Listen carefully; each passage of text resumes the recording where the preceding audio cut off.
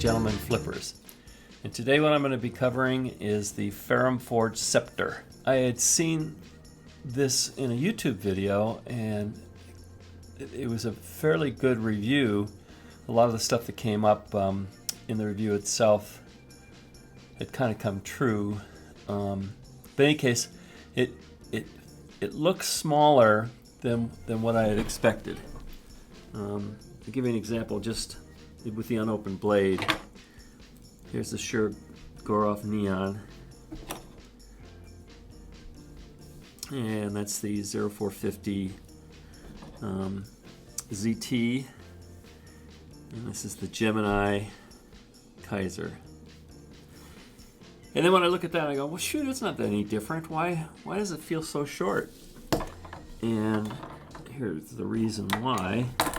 It's the thickness. This thing is a chunk machine. Let's see if we can put these two together. And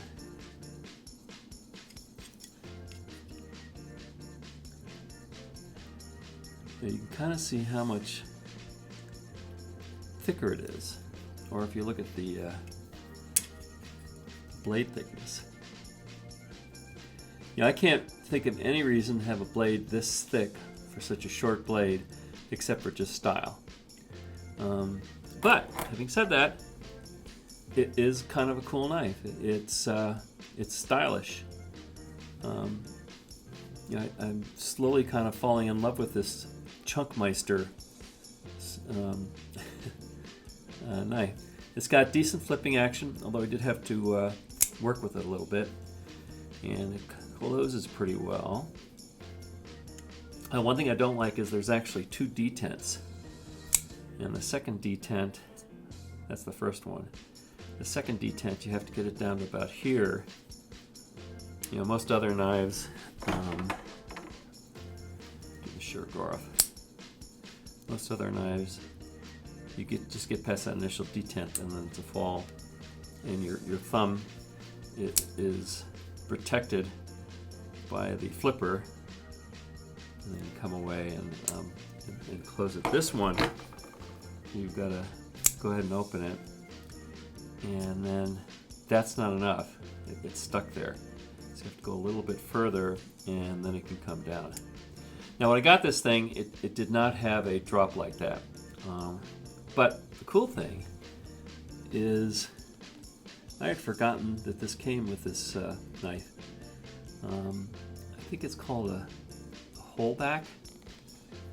Yeah, I'll correct this in the video, but I believe it's called a holeback rolling detent, HRD. It's a ceramic ball that sits in this thing, is held in place, and it rolls. Most detents are fixed, so rolling helps with the friction and enables you to have faster action both ways. And it's on a little torque thing so that you can, you know, loosen the blade up or tighten it up. And in fact, that's what I did. I changed the tension of the bar a little bit, and it did this. Had to go back and forth, but it's like another little dial on these knives to get the knife exactly the way you like it. The blade's a little expensive. It's like $500. And for a 3-inch blade that is really, really pretty simple,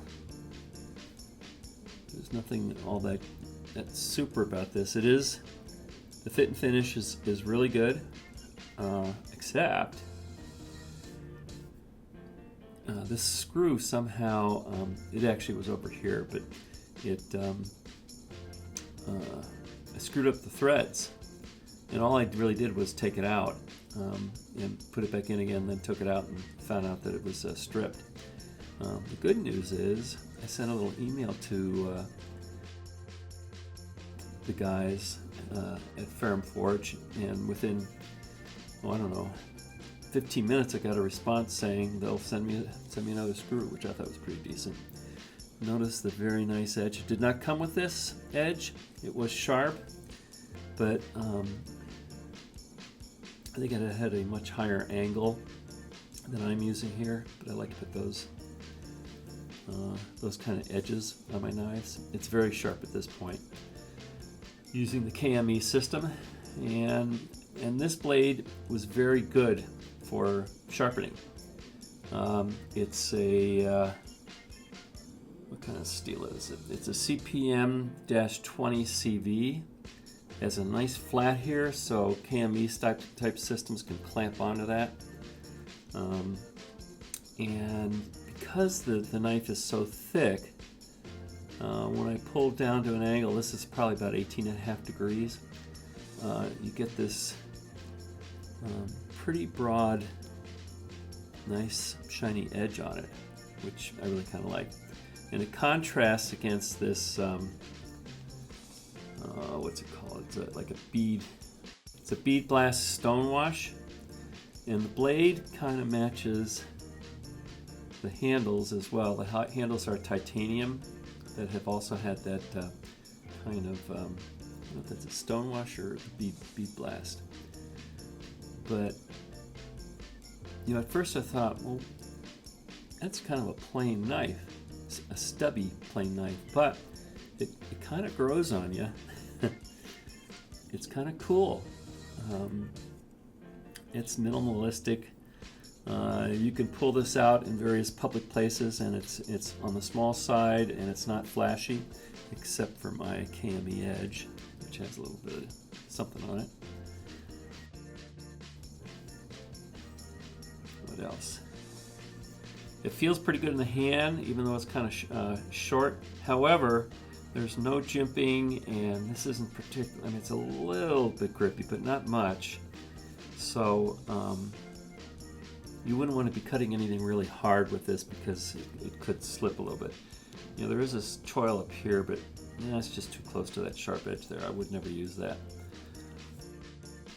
What I don't like is for a 3-inch blade, it weighs about 4 ounces and just a little bit on the heavy side. But it's less weight than a couple of my longer bladed knives, so not a big deal.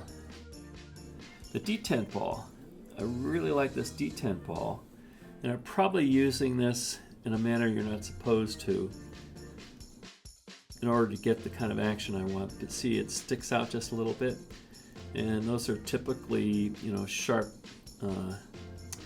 thread edges, and you can feel it just a little bit. Not a big deal, and I could probably fix that with a little file. I probably won't though, because it's not a big deal. The pocket clip is a little bit on the short side, and it was also way too tight to begin with, so I had to pull it out a little bit. I couldn't get this over my my jeans pant pocket, but I think they could have made this come down to, you know, maybe around there or something. But it's okay, it works. So I think that's it. I guess we can compare the full blade to some of these guys. The Shirogorov Neon Ultralight and the Kaiser Gemini. I think that's a Kaiser Gemini. And the 0450 ZT.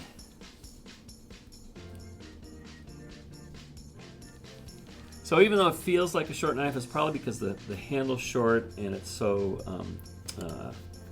chunky.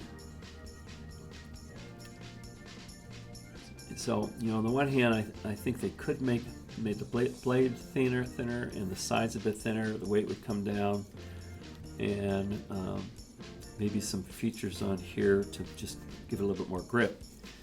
However, for a minimalistic design, it looks good, and I like it. I mean, I'm going to be keeping this knife. For all its faults, in the end, I kind of like it. So, I hope that had some value for you.